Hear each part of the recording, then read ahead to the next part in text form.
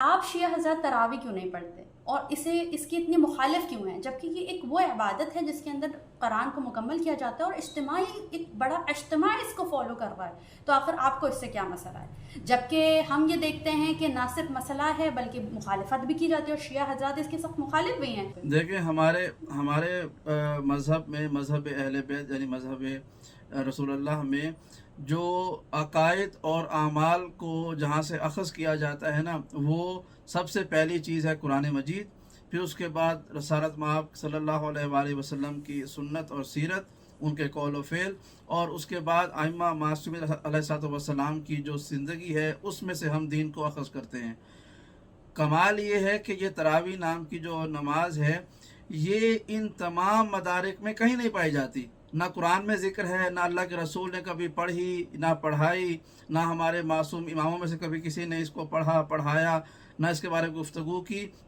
تو ہمارا عقیدہ یہی ہے، اور یہ مسلمہ عقیدہ ہے، پورے عالم اسلام کا عقیدہ یہ ہے، جو شے قرآن اور رسول کے سنت اور سیرت میں نہ ملے اس کو دین کا حصہ بنانا بدعت ہے۔ اور جیسا کہ آپ کو پتہ ہے، ہم مخالفت اس لیے کرتے ہیں کہ ہم دین کے پاسدار ہیں، ہم نے دین کو مگر ہم حفاظت تو کر دیکھتے کے۔ ہیں بہت معذرت کے ساتھ، لیکن ہم تو آقا اس چیز کو دیکھ رہے ہیں کہ آپ لوگ کافی ایسی بدعتوں کو خود فالو کر رہے ہیں اور پیروی کر رہے ہیں کہ جس کو باقی مسالک نے علی اعلان بدعت قرار دے دیا ہے۔ تو اگر وہ سارے کام ہو سکتے ہیں تو اسے بدعت قرار دینا تو ظلم نہیں ہے کیا یہ؟ نہیں دیکھیں، کہ یہ غلط بدعت نہیں یہ ہوگا؟ ہوتی، مجھے بات کرنا ہے، بدعت یہ ہوتی ہے کہ جی جی وہ شے جو دین کا حصہ نہ ہو آپ اس کو دین کا حصہ بنا دیں، یہ ہوتی ہے بدعت۔ ہمارے کون سے اعمال کو دیگر مسالک جو ہے وہ بدعت کہہ کے اس کو ثابت کر چکے ہیں؟ آج عزاداری، تک کوئی ایسا آپ کی عزادار عزاداری اور شعائر حسینیہ، یہ تو ہر یزیدی کی نظر میں بدعت تھا، رہے اور ہے اور رہے گی، اس کا مسئلہ نہیں ہے۔ ہم نے 20 دفعہ اس کے بارے میں دلائل دیے ہوئے ہیں، عزاداری بدعت نہیں ہے۔ دیکھیں، اگر ہم کمپیریزن کرنا چاہیں تراویح کا اور ہمارے رسوم کا، ہمارے عقائد کا، تو جو میں فرق سمجھانا چاہ رہا ہوں، ہم نے اگر تراویح کو بدعت کہا ہے تو اس کو ثابت کیا ہے یہ بدعت ہے، لیکن عزاداری امام حسین کو جس نے بھی بدعت کہا ہے وہ ثابت نہیں کر سکے، انہوں نے صرف محبت یزید میں اس کو بدعت کہا ہے، ثابت کوئی نہیں کر سکا۔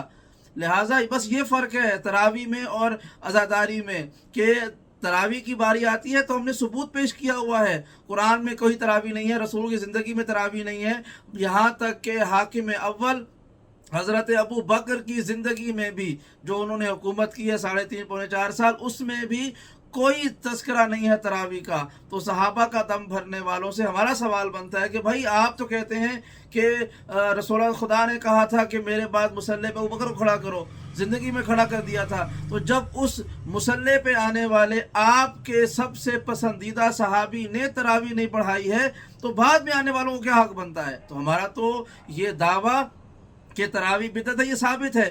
تو جنہوں نے شاعر حسینی پر عزاداری پہ اعتراض کیا ہے، بدعت کہا ہے، وہ ثابت نہیں کر سکے، ایک بات۔ دوسری بات یہ ہے کہ عزاداری کو ہم نے رسالت مآب سے ثابت کیا، قرآن سے ثابت کیا، اور اپنے معصوم ائمہ کی زندگی پہ ثابت کیا۔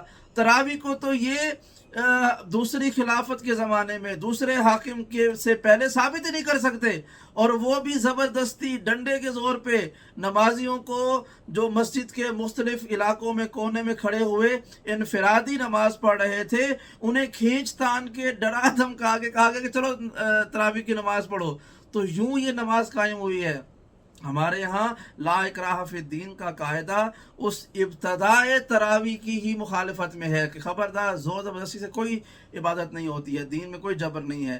تو لہٰذا یہ بدعت ہے، رہے گی، اور مخالفت کرتے رہیں گے۔ کیوں؟